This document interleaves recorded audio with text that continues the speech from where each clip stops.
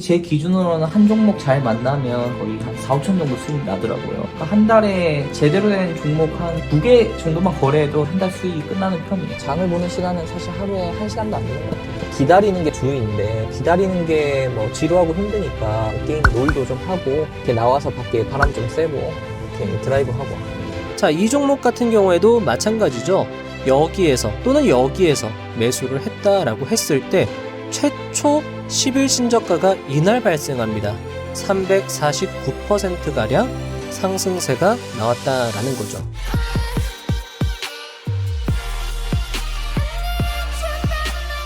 한 달에 몇 번의 매매로 월 1억을 버는 추세 매매. 기다리는 것이 일이라 여행, 취미생활 등을 즐길 수밖에 없는 추세 매매.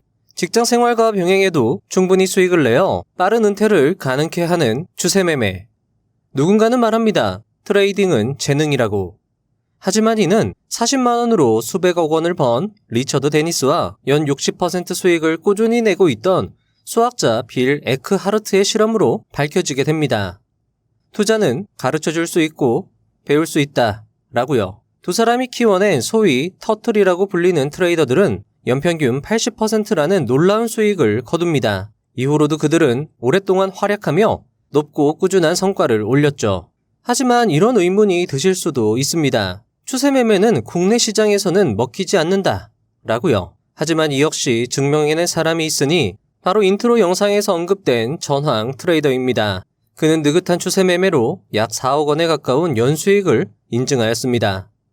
오늘 영상은 5년 넘게 추세 매매를 연구한 고지로 강사의 저서 실전 추세 투자법을 바탕으로 제작되었습니다. 추세 매매란 무엇이며 어떻게 매수하고 어떻게 매도하며 어떻게 계좌를 관리하는지, 그리고 추세 매매의 숨겨진 비밀은 무엇이며 국내 주식시장에는 어떤 식으로 적용할 수 있는지 등을 자세히 설명드릴 예정입니다.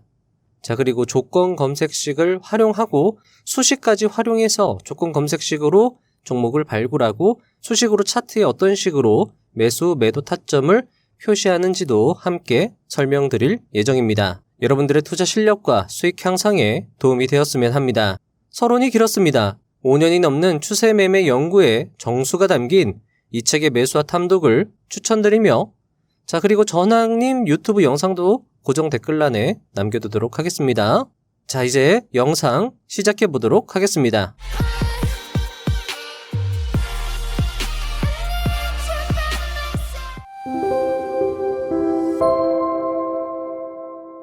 (1) 추세 매매의 핵심. 내가 트레이딩 세계에 들어온 것이 1970년대 후반인데 그로부터 몇 년 뒤에 터틀 실험이 있었다. 나는 어떻게 해서든 그 비법을 알고 싶었다. 하지만 10년 동안 비밀에 붙인다는 계약 조건이 있었기에 터틀들은 누구도 입을 열지 않았다. 서점에 가보면 터틀 그룹에 관한 책이 많이 나와 있는데 그 책들을 모두 읽는다고 해도 터틀 트레이딩의 60% 정도만 이해하는 거라고 볼 수 있다. 60%도 높게 잡은 수치일지 모른다. 나는 동료들과 함께 5년이 넘게 터틀 그룹의 트레이딩을 연구하여 드디어 그 전모를 이해하게 됐다. 그리고 경악했다. 그들의 가장 큰 성공 이유는 매수 타점도 매도 타점도 아닌 자금 관리에 있었으니 말이다. 물론 그들의 매수 규칙도 훌륭했다. 하지만 그 매수 규칙보다 자금 관리가 더 훌륭했기 때문에 오랫동안 이길 수 있었던 것이다. 아니, 무슨 자금 관리로 돈을 벌어? 라고 생각하시는 분들이 있을 것이라 생각됩니다. 충분히 공감되고요. 저 역시도 조금은 이해가 되지 않습니다. 아니, 어떻게 자금 관리로 돈을 번단 말입니까? 하지만 다음 이야기를 들어보시면 새삼 느끼는 게 있을 거라 생각이 됩니다.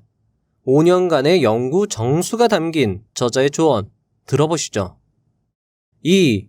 몰빵을 하려면 같은 금액으로 하라. 의외로 많은 투자자가 트레이딩 자금이 명확하지 않다.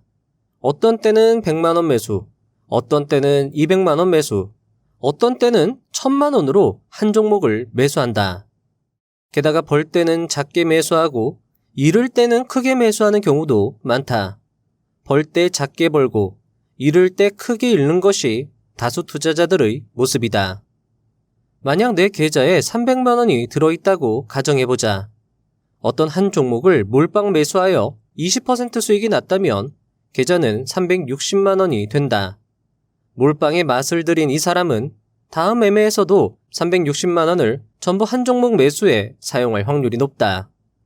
만약 300만 원 몰빵 매수로 20% 손실이 났다면 어떨까? 계좌는 240만 원으로 줄어든다. 손실을 만회하고자 240만 원 역시 몰빵한다. 이렇게 매매하는 사람은 매매할 때마다 매수 금액이 달라진다. 그러면 어떤 매매에서 수익이 잘 나는지, 어떤 매매에서 손실이 잘 나는지 도통 알 수가 없다. 그렇게 하다 보면 내가 무슨 매매를 하는지도 모른 채 마구잡이 뇌동매매만 할 뿐이다. 이런 투자는 몇십 년을 지속한다 해도 실력도 안 늘고 계좌는 처참한 수준이 된다. 게다가 자신감까지 잃게 되어 잘하는 매매도 비중을 실지 못하게 된다. 책에서 저자는 트레이딩 자금을 명확히 하는 것이 추세 매매의 첫째라고 강조합니다. 1회 투자금이 딱 정해져 있어야 한다는 것이고, 이게 명확하게 규정되지 않는다면 아무리 기법이 훌륭해도 결국 망하게 되어 있다는 것이죠. 여러분들은 어떠신가요? 1회 매수에 투입되는 금액이 정해져 있으신가요? 어떤 분들은 이 대목에서 머리를 세게 맞은 것처럼 깨달음이 오셨을지도 모르겠습니다. 몰빵을 하냐 안 하냐보다 중요한 건 정해진 금액으로 계속 할 수 있느냐가 중요하다. 기억해 주시면 좋겠습니다. 3. 승리 방정식을 만들어라. 추세 매매의 첫째인 1회 자금 규모를 정해두었다면 승리 방정식은 자연스레 만들어질 수 있다. 100만 원으로 100번의 트레이딩을 해보면 답이 보인다. 어떤 매매에서는 10만 원을 벌고 어떤 매매는 20만 원을 벌 것이다. 또 어떤 매매에서는 10만 원을 잃을 것이고 어떤 매매에서는 20만 원을 잃을 것이다. 그러면 답은 명확하다. 20만 원을 벌 수 있었던 매매를 반복하고 돈을 잃었던 방법은 하지 않는 것이다. 그렇게 반복했을 때 수익이 쌓인다면 그 방법이 자신의 승리 방정식이 되는 것이다. 뒤에서 자세히 언급되겠지만 결국 추세 매매는 상승하는 가격의 움직임을 따라가는 매매다.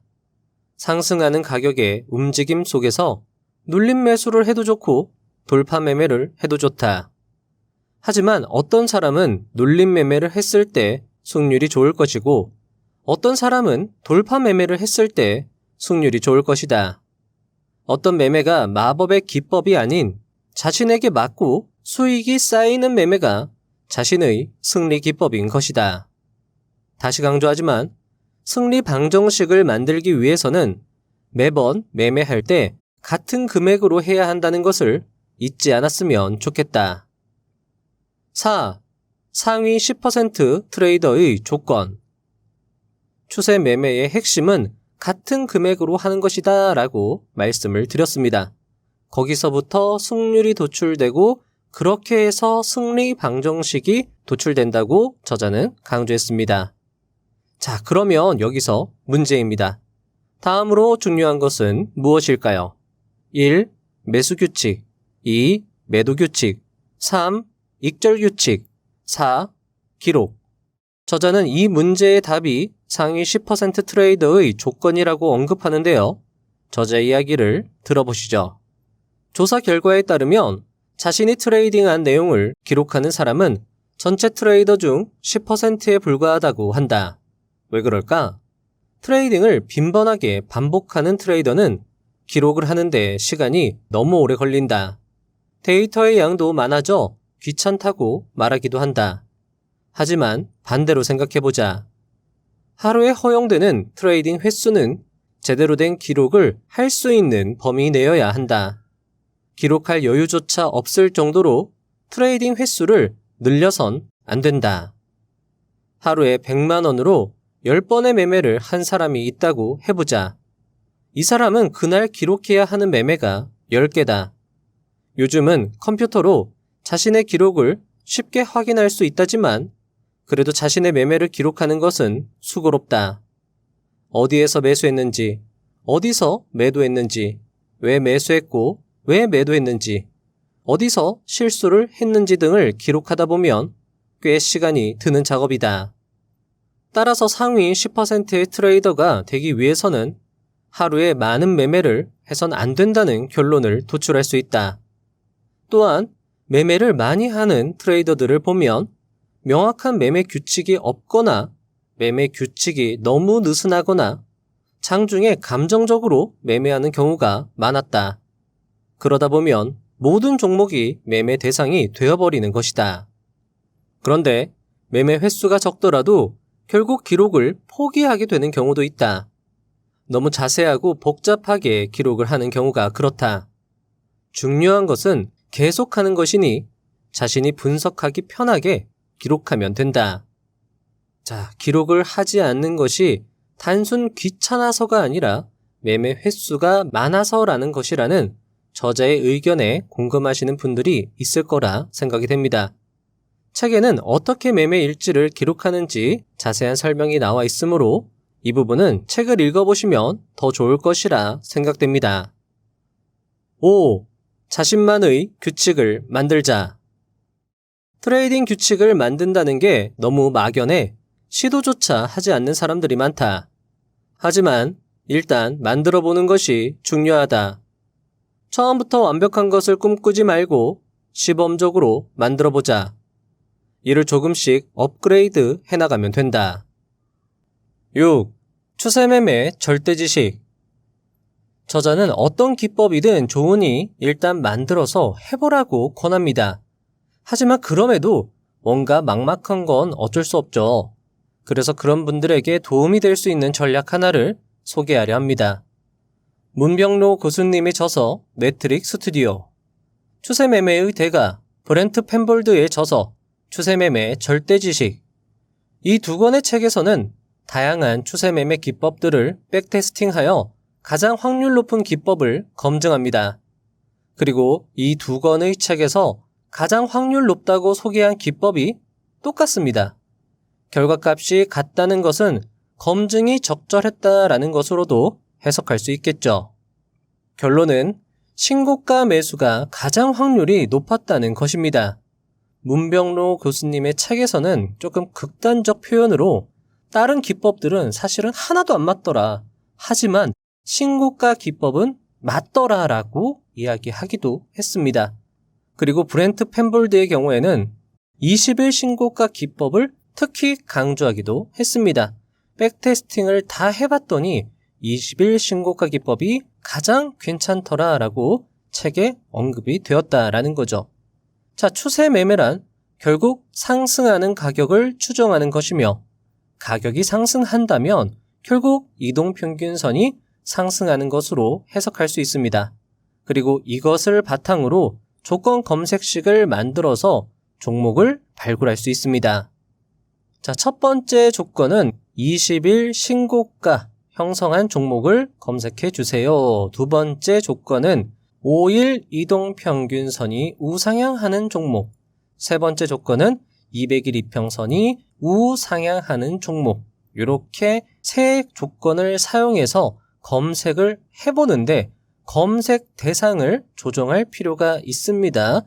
제외 종목으로 관리 종목, 담보대출 불가 종목 이런 것들을 다 제외시켜 주는 거죠. ETF나 스펙, ETN 이런 종목들도 다 제외를 해주면 33개의 종목이 검색이 되는데요. 제가 검색된 종목들을 쭉 보여드릴 예정입니다. 자, 참고로 투자 권유가 아닙니다. 공부를 위한 참고용임을 알려드립니다. 자, 한번 쭉 봐주시면 좋을 것 같습니다. 여기 이렇게 마지막 페이지까지 보여드렸습니다. 자, 여러분들 어떤가요? 지금 시장에서 주목받는 종목들이 다수 포착된 것을 확인할 수 있는데요. 자, 여기에 수급 단타왕님이 강조한 기관의 수급 조건을 추가하면 어떨까요? 자, 조건 검색식에 왼쪽에다가 검색을 할 수 있는데 기관이라고 하고 엔터를 누르면 기관과 관련된 조건 검색식이 나오고요. 여기에서 외국인, 기관, 개인, 순매매 일수 요거를 클릭해서 요 밑에 다시 한번 클릭해 줘야 됩니다. 여기 한번 클릭을 하면 이런 식으로 조건이 뜨거든요. 자, 그러면 우리가 20일 신고가를 보고 있으니까 20일 중에 15일 이상 외국인이 순매수가 발생했다. 요 조건을 하나 추가해 주고요. 자, 여기 외국인을 기관으로 변경할 수 있습니다. 기관으로 변경해서 다시 한번 추가 버튼을 눌러주는 겁니다. 그리고 나서 아까 앞에 A, B, C 조건 추가했고 E, F 조건이 추가가 됐는데 여기에서 E, F 조건을 드래그한 다음에 여기도 보시면 괄호가 있죠. 괄호를 클릭해주면 이런 식으로 괄호로 묶입니다. 그리고 여기 가운데 처음에 AND라고 되어 있는 걸 더블 클릭해주면 여기가 all로 바뀌거든요. 자, 그러면 어떻게 되느냐? 외국인이 순매수를 하거나 기관이 순매수를 하거나 둘 중에 하나인 조건이 충족되면 그 종목을 검색해 주세요 라고 해서 조건식을 만들어 주는 겁니다. 자, 이렇게 하면 33개의 종목이 12개의 종목으로 추려지는 걸 확인할 수 있습니다. 자, 이렇게 검색을 해보면 어떤 섹터에 수급이 몰리면서 추세 상승 중인지, 어떤 섹터가 현재 주도 섹터인지, 현재 시장의 분위기나 트렌드가 어떤 것인지 함께 검토를 해볼 수 있을 것 같습니다. 또는 지난 영상에서 말씀드렸던 것처럼 단체로 상승세가 나오면서 그 상승세가 섹터 내로 확산되는 그룹의 종목 중에서 1등주를 눌림목에서 매매하는 전략도 있을 것이고요. 또는 엔벨로프 상단선에 닿은 후 5일선 또는 7일, 10일선 등에 근접하는 종목을 검색하는 식을 만들어서 사용하는 것도 좋을 것이라 생각이 됩니다. 그리고 책에는 저자만의 규칙 만드는 법에 대해서 자세한 설명이 있으니 책을 읽어보시면 더 도움이 되실 것이라 생각됩니다. 7. 터틀의 진입규칙. 이제부터의 이야기는 저자가 연구한 터틀의 매수규칙과 관련된 이야기입니다. 과연 터틀들은 어떤 매수규칙으로 꾸준하게 돈을 벌었는지 함께 살펴보시죠. 진입규칙은 트레이딩의 출발점인 주문을 결정하는 것이 목적이다. 트레이더로서 가장 관심이 가는 부분이겠으나 앞에서 설명한 대로 자금관리 규칙이 확실히 세워지지 않는다면 진입만으로는 성공할 수 없다. 터틀그룹의 진입규칙 첫 번째는 20일간 가격을 기준으로 한다.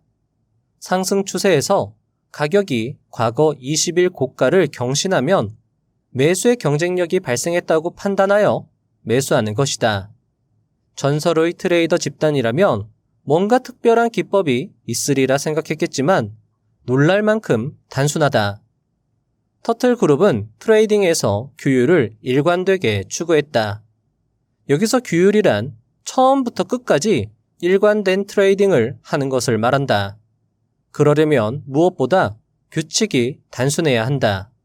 터틀식 트레이딩이 가지는 근본적인 의미 중 하나가 바로 단순함이다. 자, 여러분들 어떠신가요? 앞에서 말씀드렸던 것처럼 터틀들도 20일 신고가 전략을 사용한 걸 확인할 수 있었습니다. 이 조건을 충실히 따르면 연간 매매 횟수를 30%로 줄였는데도 수익은 줄지 않았다는 기록이 있다라고 책에서 언급하고 있으니 참고해 주시면 좋겠습니다. 8. 터틀의 진입규칙. 그럼 그렇지, 진입규칙이 달랑 저거 하나일 리가 없지. 돈 버는 게 어디 쉽겠어? 라고 생각하시는 분들에겐 이번 내용이 어쩌면 또 하나의 반전이 될 수 있을 것 같습니다. 저자의 이야기를 들어보시죠. 한 종목에서 폭등 후 폭락, 폭락 후 폭등이 일어나는 경우는 드물다. 하지만 만약 그런 상황이 발생하여 큰 시세를 놓친다면 아깝기 그지없는 일이다. 그 점을 고려하여 개발한 것이 두 번째 진입규칙이다.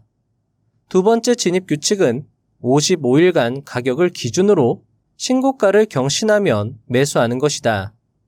첫 번째 진입규칙과 두 번째 진입규칙의 차이는 타임프레임의 일수뿐이다. 자, 여러분들 어떠신가요? 돈을 꾸준히 버는 방법에 뭔가 비법이 있을 것이라 생각했겠지만 결국 터틀들은 신고가라는 기법을 정말 일관되게 사용한 것을 확인할 수 있었습니다. 어쩌면 모든 기법을 다 사용해봤지만 가장 간단하면서도 확률이 높았던 기법이 바로 신고가 기법이다라는 결론을 내린 것 아닐까라는 생각도 해볼 수 있겠죠. 20일 신고가에 진입해서 계속 수익이 나고 있는 상황이지만 55일 신고가에 도달하면 터틀들은 그것을 대시세의 초입으로 판단하고 매수를 했다. 이 정도로 이해해 주시면 좋을 것 같습니다. 그리고 뒤에서 20일 신고가를 수식으로 차트에 표시하는 방법 알려드릴 예정이니까요. 채널을 고정해 주세요. 9. 띠로 대국면을 읽는다. 이번 이야기는 이동평균선의 대가인 저자 고지로 강사의 매수 타점 이야기인데요. 눌림 타점을 활용하시는 분들에게는 좋은 조언이 될 것 같습니다. 차트에서 추세를 가장 쉽게 읽을 수 있게 해주는 도구는 이동평균선일 것이다. 5일선을 단기선으로 했을 때 5일선이 우상향한다면 단기 상승 추세, 20일선을 중기선으로 했을 때 21선이 우상향한다면 중기 상승 추세, 40일선을 장기선으로 했을 때 41선이 우상향한다면 장기 상승 추세로 볼 수 있다. 이때 21선과 41선의 공간을 위 그림처럼 띠로 표현해보자. 그러면 이 띠가 가르쳐주는 것이 상당하다. 일단 띠는 추세의 대국면을 알려준다. 띠는 추세의 방향과 강도를 알려주며 추세의 안정성을 알려주는 척도가 된다. 정배열된 21선과 41선의 간격, 즉 띠가 점차 넓어진다는 것은 추세가 점차 강해지는 것을 의미한다. 그리고 띠가 좁지 않고 충분히 넓다면 이는 추세가 안정적임을 나타낸다. 만약 추세가 이어진다면 5일선이 띠 안쪽으로 진입한다 해도 띠 안에서 다시 반등하여 상승을 이어나갈 것이다. 따라서 21선과 41선의 간격이 넓고 우상향을 유지하고 있는 가운데 5일선이 띠 안쪽으로 진입한 후 다시 반등을 시도하는 지점이 적절한 눌림목 매수 타점이 될 것이다. 10. 터틀의 청산규칙. 터틀의 청산규칙 역시 간단하다. 20일 고가에서 매수해서 10일 저가에 매도한다. 55일 고가에서 매수했다면 20일 저가에서 매도한다. 자, 여러분들, 터틀의 매도 규칙 역시 굉장히 깔끔한 것을 확인할 수 있습니다. 자, 우리가 이제 여기까지 봤다면 이제 터틀의 규칙, 추세 매매의 규칙, 20일 신고가에서 매수해서 10일 저가에 매도하는 규칙이 과연 국내 시장에도 먹힐지 수식을 활용하여 검증을 한번 해보도록 하겠습니다. 검증이 돼야 우리가 확신을 가지고 사용을 할 수 있지 않겠습니까? 자, 먼저 20일 신고가를 차트에 표시하는 방법입니다. 선으로 표시하는 방법도 있었고 화살표로 표시하는 방법도 있었는데 둘 다 써보니까 화살표로 표시하는 것이 더 보기가 편했습니다. 그래서 화살표로 표시하는 방법 알려드리도록 하겠습니다. 자, 일단 차트에다가 커서를 대고 오른쪽 클릭을 하시고 여기 보시면 수식 관리자 들어가 줍니다. 자, 그러면 이런 창이 하나 뜨는데요. 자, 신호 검색 클릭해 주시고 사용자 검색 클릭을 해 주신 다음에 새로 만들기를 눌러 주십니다. 그러면 이제 검색식 명을 쓸 수 있는데 20일 신고가 화살표 이렇게 써주시고 수식 란에다가 요 수식을 써주는 겁니다. A는 하이스트 H,20,1 그리고 세미콜론 해주시고 H는 A보다 크다. 요 수식을 넣어주시는데 제가 요 수식은 고정 댓글란에 남겨둘 테니까 복사해서 사용하시면 좋을 것 같습니다. 자, 그리고 색상은 여러분들 기호에 따라서 변경을 해주시면 되고요. 표시는 매도, 모양은 화살표, 그리고 나서 수식 검증 한번 눌러주시고 작업, 저장 눌러주시면 완료가 됩니다. 그리고 닫기를 눌러서 나가주시고요. 자, 그리고 신저가 검색하는 것도 비슷합니다. 앞에서 말씀을 드렸던 것처럼 다시 오른쪽 클릭 수식 관리자로 들어가서 신호 검색, 사용자 검색으로 맞춰주시고 새로 만들기, 그리고 검색식 명은 10일 신저가 화살표, 그리고 수식은 A는 lowest L, 10, 1, 그리고 세미콜론 해주시고 L은 A보다 작다. 이렇게 수식을 넣어주신 다음에 색상은 여러분들 기호에 맞게, 그리고 표시는 매수, 모양은 화살표, 수식 검증 눌러주시고 작업 저장 눌러주시면 됩니다. 자, 여기에서 여러분들께 하나의 팁을 드리자면요. 자, 이 H라는 것은 고가를 말합니다. 내가 고가를 기준으로 신고가, 신저가 확인하겠다라는 건데 이거를 C로 놓으면 종가 표시가 되거든요. 내가 종가를 기준으로 신고가 검색을 하겠다.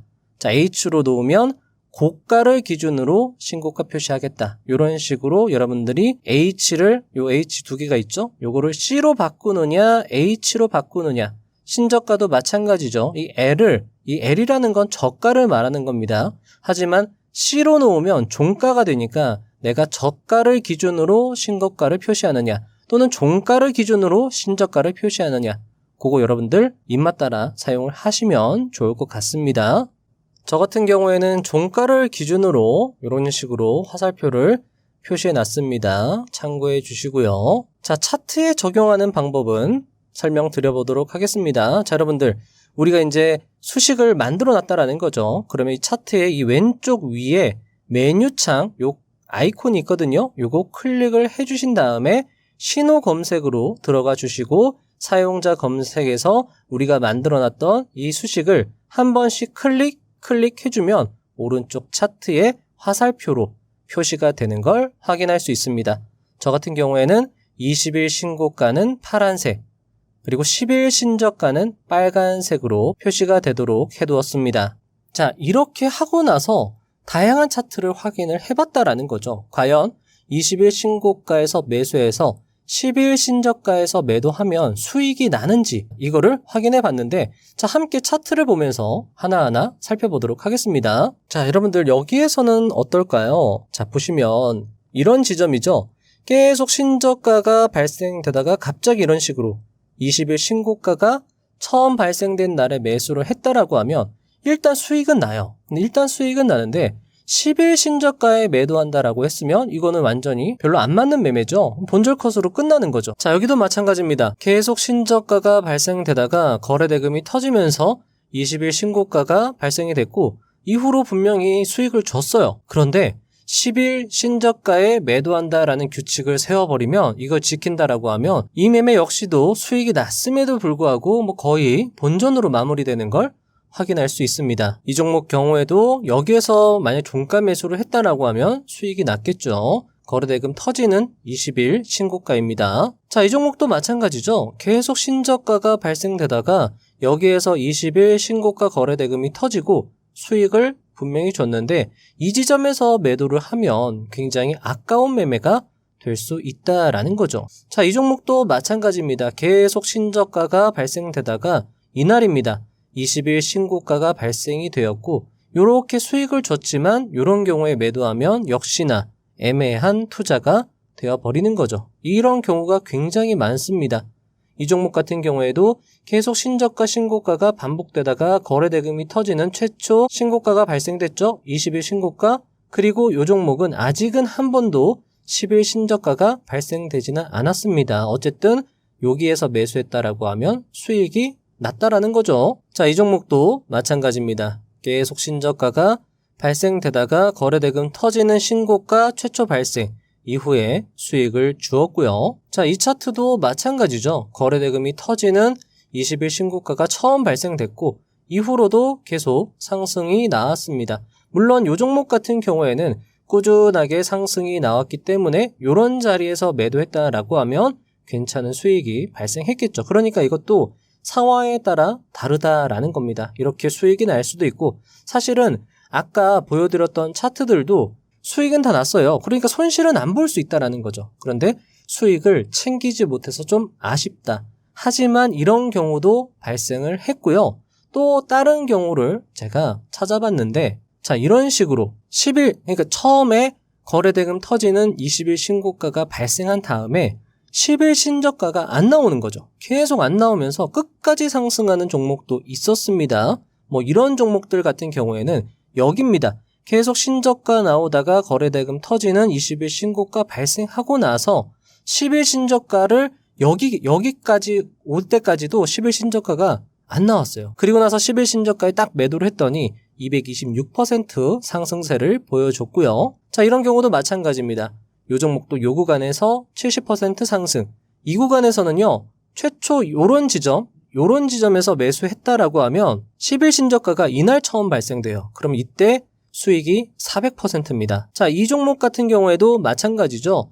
여기에서 또는 여기에서 매수를 했다라고 했을 때 최초 10일 신저가가 이날 발생합니다. 349%가량 상승세가 나왔다라는 거죠. 자, 따라서 20일 신고가의 거래대금이 터진 종가 부분에서 매수한 다음에 10일 신저가에서 손절하는 건 맞을 수 있어요. 또는 본절 컷으로 마무리한다. 이것도 괜찮다라는 거죠.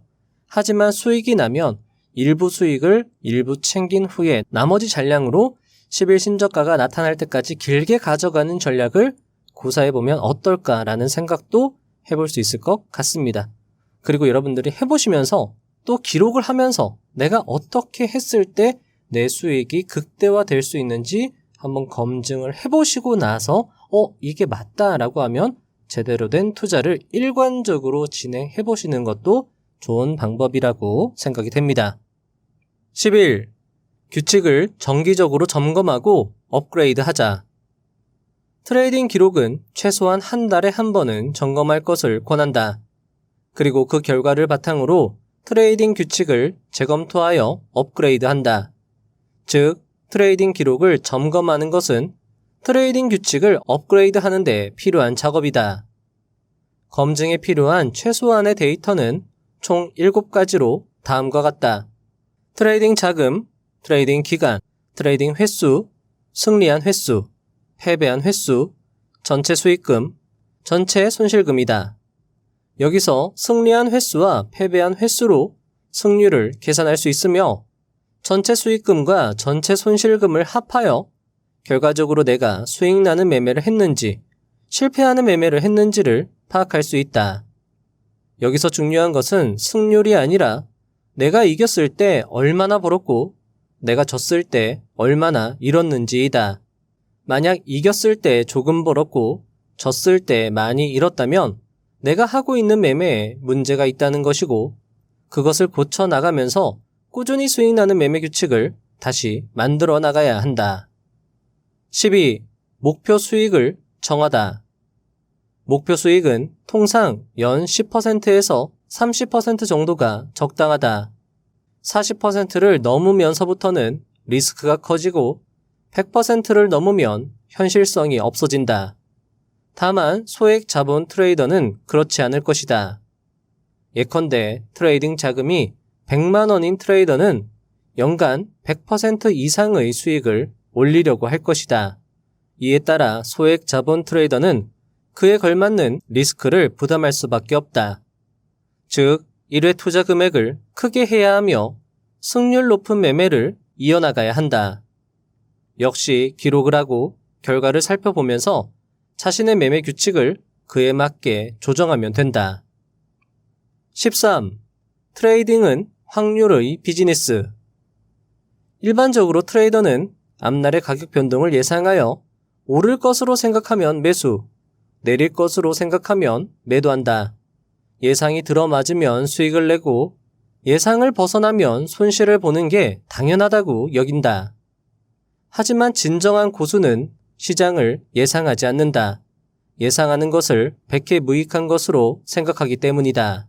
터틀 멤버 중 한 명이었던 커티스 페이스는 터틀의 방식에서 이렇게 이야기했다. 터틀 그룹은 예상하지 않는다. 앞날을 읽으려는 흉내조차 내지 않는다. 시장이 앞으로 상승장이 될지 하락장이 될지는 누구도 알 수 없는 것이다. 그런데도 초보들은 내일 할 거래를 예상하려고 든다.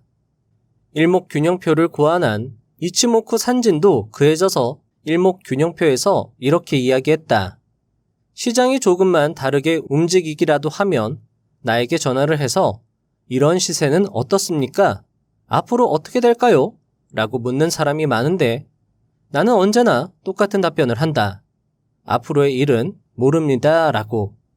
나는 시세를 예상하는 행위를 몹시 위험하다고 생각한다.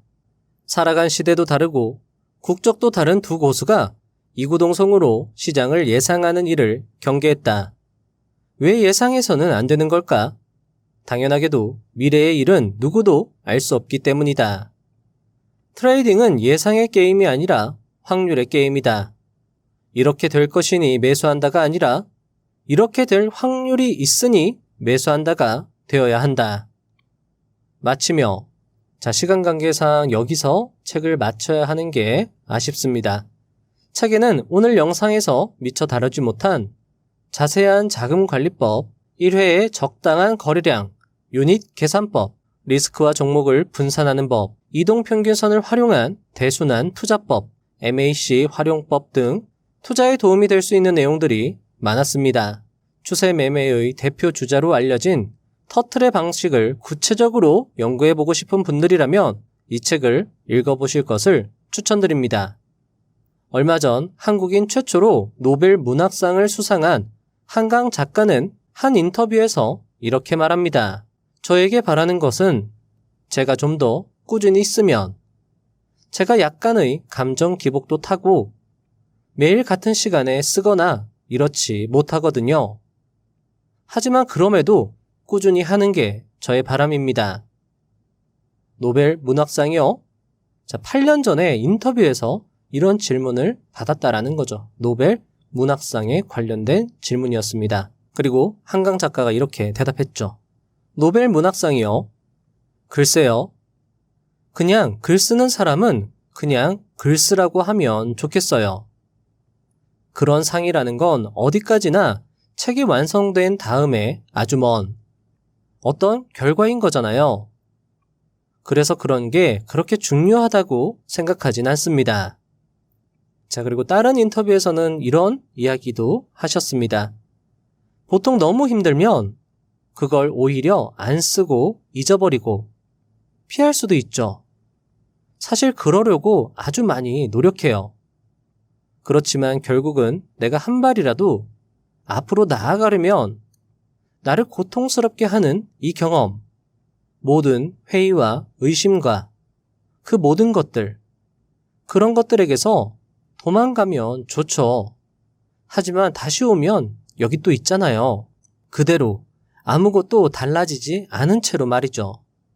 이제 이거를 결국 뭔가를 내가 해야 한다고 느낄 때, 그때 제가 할 수 있는 일은 글을 쓰는 것밖에 없는 거죠. 그래서 결국은 대결을 해야 되는 거예요. 너무 힘들죠. 대결하기 싫죠. 그래도 해야 되잖아요. 그래서 하는 거죠. 정말 큰 위협을 달성한 사람들의 이야기를 들어보면 그들은 그저 자신의 길을 묵묵히 걸어온 사람들이라는 느낌을 많이 받습니다. 마치 이 영상을 묵묵히 들어주신 여러분들처럼 말이죠. 가끔 기업 공부를 하다 보면 결국 상장하여 큰 돈을 벌게 되는 기업가들을 많이 보게 됩니다. 와, 이 사람이 이렇게나 많이 벌었다고? 부럽다라고 생각하는 것이 당연할 것입니다. 하지만 그런 기업가들의 비하인드 스토리를 들어보면 정말 고생이란 고생은 다 하고 집이며 재산이며 다 걸고 몇 번의 실패해도 자신의 길을 묵묵히 걸어왔던 사람들이 대부분이었습니다. 결국 성공을 위해서는 한강 작가의 말처럼 꾸준히 하는 것이 중요하다고 생각합니다. 그리고 꾸준히 하시는 여러분들은 역시 결국 성공하시리라 생각이 됩니다. 강한 사람이 이기는 게 아니라 버티는 사람이 강한 것이다. 똑똑한 사람이 성공하는 것이 아니라 끝까지 포기하지 않고 버티는 사람이 똑똑한 것이다. 여러분들의 성공의 길은 어렵고 힘들고 지겹고 외로울 수 있겠지만 그 뒤에서 항상 응원드리고 도움드리는 부자의 선 채널이 되도록 최선을 다하겠습니다. 다음 영상도 알차게 준비해서 오겠습니다. 감사합니다. 부자가 되는 지름길로 저와 함께 달려가시죠.